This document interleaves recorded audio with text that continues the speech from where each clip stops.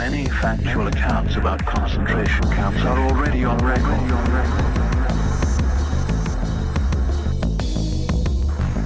Here, facts will be significant only as far as they are part of a man's experiences. It is the exact nature of these experiences that the following essay will attempt to describe.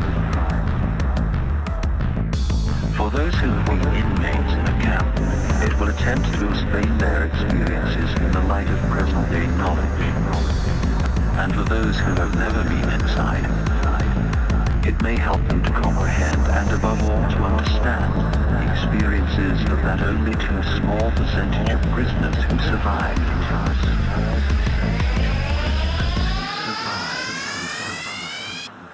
These former prisoners often say, "We dislike talking about our experiences. No explanations are needed for those who have been inside. And the others will understand neither how we felt then, nor how we feel now." As this story is about my experiences as an ordinary prisoner, it is important that I mention, not without pride, that I was not employed as a psychiatrist in camp, or even as a doctor, except for the last few weeks.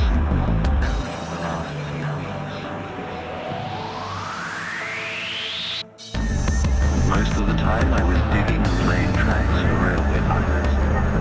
At one time, my job was to dig a tunnel without help for a water main under a road. This feat did not go unrewarded. Just before Christmas 1944, I was presented with a gift of so-called premium coupons. The firm paid the camp authorities a fixed price per day per prisoner. The coupons cost the firm 50 pfennigs each and could be exchanged for 6 cigarettes, often weeks later, although they sometimes lost their validity.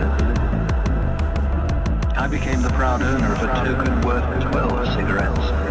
But more important, the cigarettes could be exchanged for 12 soups. And 12 soups were often a very real respite from starvation.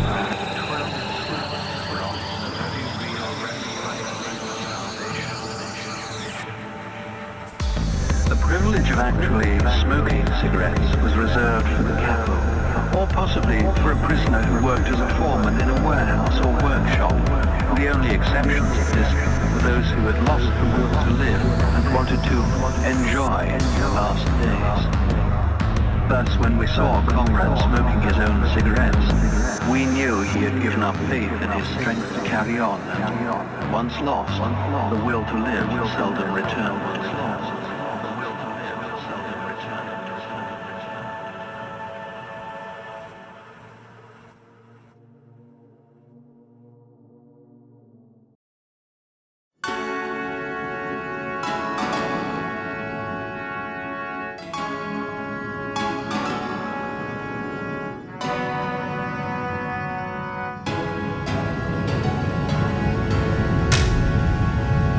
When one examines the vast amount of material which has been amassed as the result of many prisoners' observations and experiences, 3 phases of the inmate's mental reactions to camp life become apparent.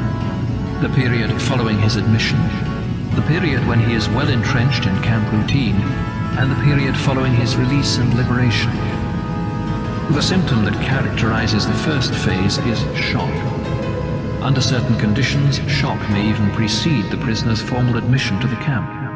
I shall give as an example the circumstances of my own admission.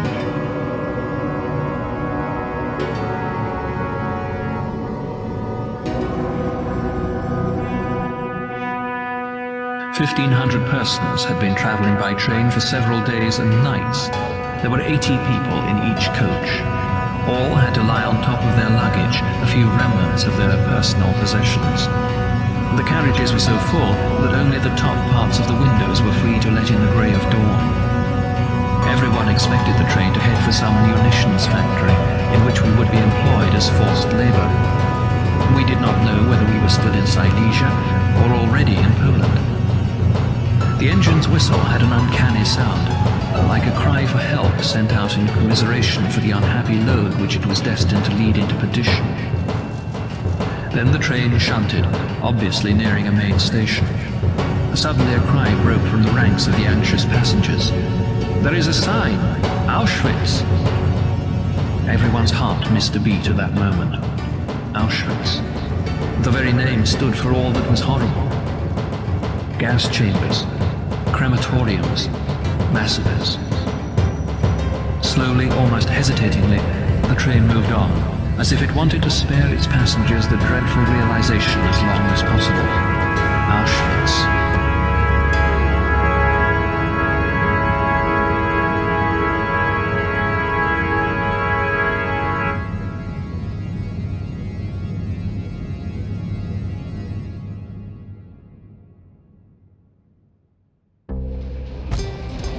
With the progressive dawn, the outlines of an immense camp became visible.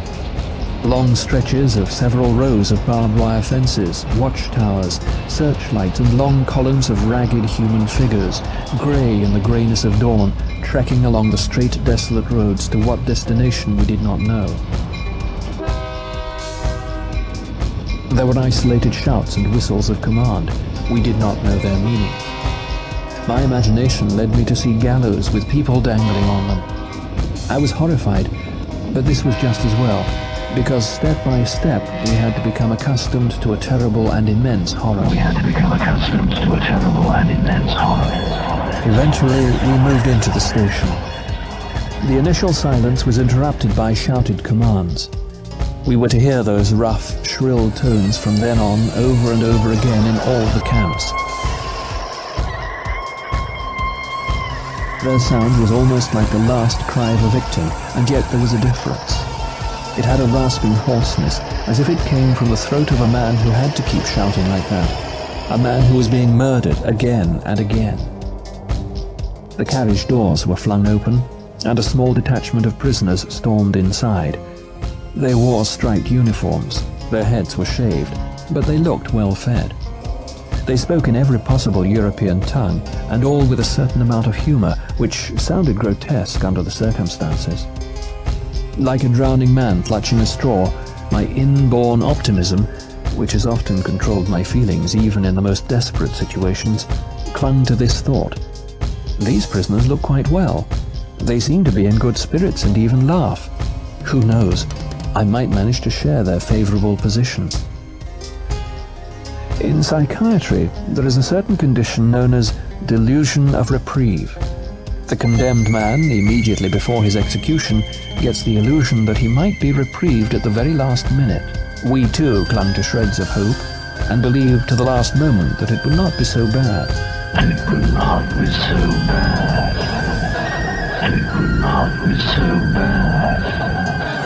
It would not be so bad. Just the sight of the red cheeks and round faces of those prisoners was a great encouragement. Little did we know then that they formed a specially chosen elite, who for years had been the receiving squad for new transports as they rolled into the station day after day. Nearly everyone in our transport lived under the illusion that he would be reprieved, that everything would yet be well. We did not realize the meaning behind the scene that was to follow presently. We did not realize the meaning behind the scene that was to follow presently.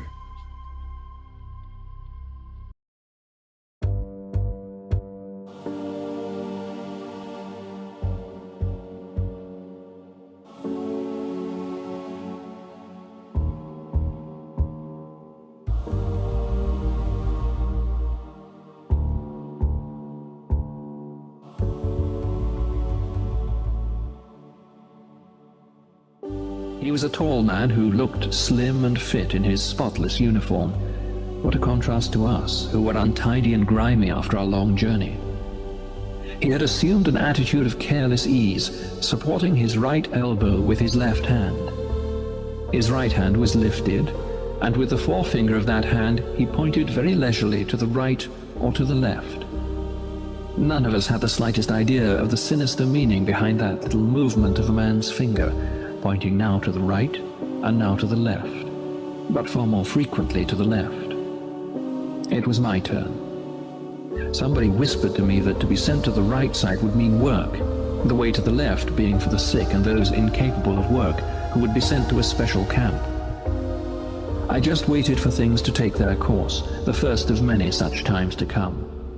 I just waited for things to take their course, the first of many such times to come. The SS man looked me over, appeared to hesitate, then put both his hands on my shoulders. I tried very hard to look smart, and he turned my shoulders very slowly until I faced right, and I moved over to that side. The significance of the finger game was explained to us in the evening. It was the first selection, the first verdict made on our existence or non-existence. For the great majority of our transport, about 90%, it meant death. Their sentence was carried out within the next few hours. Those who were sent to the left were marched from the station straight to the crematorium. Those who were sent to the left were marched from the station straight to the crematorium. We who were saved, the minority of our transport, found out the truth in the evening. I inquired from prisoners who had been there for some time where my colleague and friend P had been sent. Was he sent to the left side? Yes, I replied. Then you can see him there. Where? A hand pointed to the chimney a few hundred yards off, which was sending a column of flame up into the grey sky of Poland. It dissolved into a sinister cloud of smoke. That's where your friend is, floating up to heaven. That's where your friend is, floating up to heaven. But I still did not understand until the truth was explained to me in plain words. But I am telling things out of their turn. We had a long, long way in front of us from the break of that dawn at the station until our first night's rest at the camp.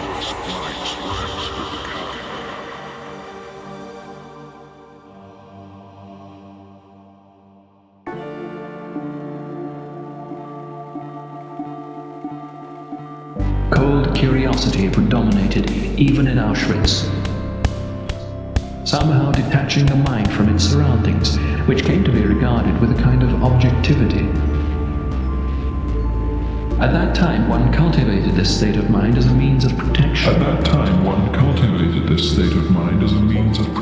We were anxious to know what would happen next, and what would be the consequence, for example, of our standing in the open air in the chill of late autumn, stark naked, and still wearing functions. In the next few days, our curiosity evolved into surprise. Surprise that we did not catch cold. There were many similar surprises in store for new arrivals. The medical men among us learned first of all, textbooks tell lies. Somewhere it is said that man cannot exist without sleep for more than a stated number of hours. Quite wrong. I had been convinced that there were certain things I just could not do. I could not sleep without this, or I could not live without that or the other. The first night in Auschwitz, we slept in beds which were constructed in tiers.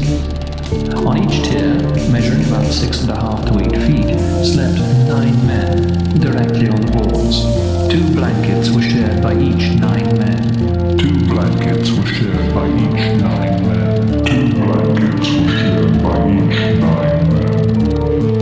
We could, of course, lie only on our sides, crowded and huddled against each other, which had some advantages because of the bitter cold. Though it was forbidden to take shoes up to the bunks, some people did use them secretly as pillows in spite of the fact that they were caked with mud. Otherwise, one's head had to rest on the crook of an almost dislocated arm. And yet sleep came, and brought oblivion and relief from pain for a few hours.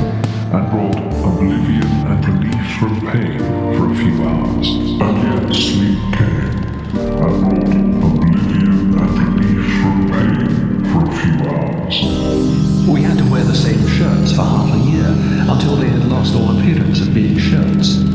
For days we were unable to wash, even partially because of frozen water pipes, and yet the sores and abrasions on hands which were dirty from work in the soil did not suppurate, that is, unless there was frostbite. Or, for instance, a light sleeper who used to be disturbed by the slightest noise in the next room now found himself lying pressed against a comrade who snored loudly a few inches from his ear, and yet slept quite soundly through the noise. If someone now asked asked of us the truth of Dostoevsky's statement that flatly defines man as a being who can get used to anything, we would reply, yes, a man can get used to anything, but do not ask us how. Yes, a man can get used to anything, but do not ask us how. Yes, a man can get used to anything, but do not ask us how. But our psychological investigations have not taken us that far yet. Neither had we prisoners reached that point. We were still in the first phase of our psychological reactions. The prisoner of Auschwitz, in the first phase of shock, did not fear death. Even the gas chambers lost their horrors for him after the first few days. After all, they spared him the act of committing suicide. After all, they spared him the act of committing suicide. They spared him the act of committing suicide.